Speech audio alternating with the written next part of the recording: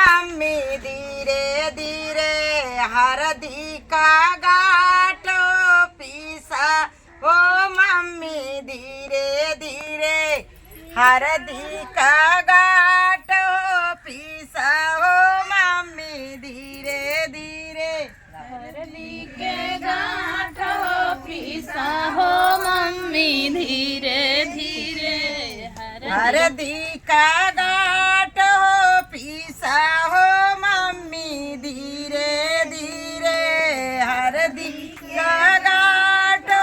पीसा हो मम्मी धीरे धीरे हरदी के गाठ हो पीसा हो मम्मी धीरे धीरे पहली हरदिया मम्मी पंडित जी चढ़ाई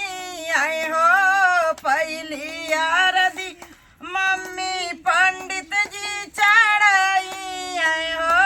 तब तू चढ़ाऊ मम्मी पापा जी के साथ हो धीरे पीसा मम्मी हरदी का गाठो धीरे पीसा मम्मी हरदी के गाठ हो धीरे धीरे पीसा हो चाची धीरे धीरे हरदी का गाठो पीसा हो चाची धीरे धीरे हरदी के गाठ हो पीसा हो चाची धीरे धीरे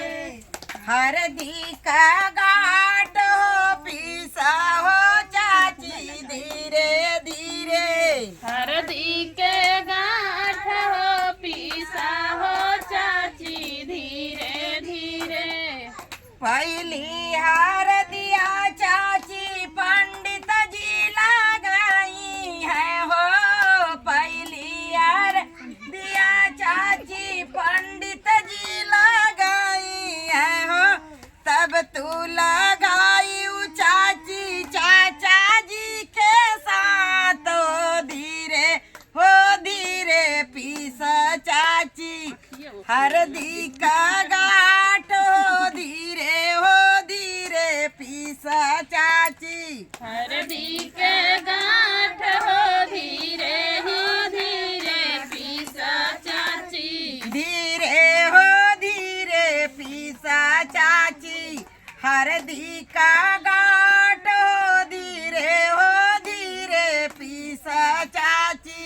हरदी के गाठ हो धीरे ही धीरे पीसा चाची दूसरी हरदिया तीसरी हरदिया चाची पंडित जी लगाई है हो तीसरी हरदिया